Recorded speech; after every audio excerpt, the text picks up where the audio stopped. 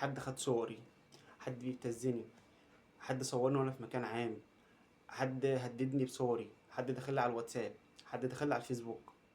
كل دي اسئله جات لي الفتره اللي فاتت بخصوص قضايا الابتزاز الالكتروني، والناس اللي بتدخل لناس تبتزها بصورها او تطلب منها سواء منفعه ماديه او منفعه جنسيه. طيب، احب اقول لحضراتكم ان اكتر الاسئله الشائعه في الموضوع: يا استاذ احنا ما بناخدش حقنا، ده انا بعمل المحضر وبيتحفظ وبيتساب وبيتعمل والكلام ده كله. احب اقول لحضرتك ان انت اولا ما ينفعش انت تعمل المحضر وتسيبه. المحضر لما يتعمل لازم المحضر يتابع يا جماعه، سواء كان في مديريه الامن في بحث الانترنت، او بعد كده بعد ما يطلع من مديريه الامن يروح الاسم، او يروح النيابه، او قبل ما يروح المحكمه الاقتصاديه، او ان كان هيروح المحكمه المختصه اللي هيروحها. يا جماعه، المحاضر بتتحفظ طبيعي جدا، واجراء حفظ المحاضر ده اجراء طبيعي جدا. فبالتالي كل اللي مطلوب منك ان انت تتابع المحضر.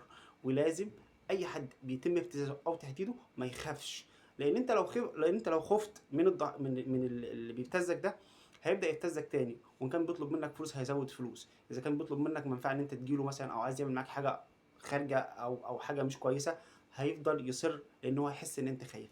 ما تخافش او ما تخافيش، وقوي قلبك وروح اعمل المحضر. ما تخافش من اي حاجه وهتاخد حقك ان شاء الله. لو في حد عنده اي مشكله او استفسار في في الجزئيه دي، اتفضل يكلمنا على الخاص، وان شاء الله باذن الله الى حل. فولو ولايك، واستنوني في معلومه قانونيه جديده.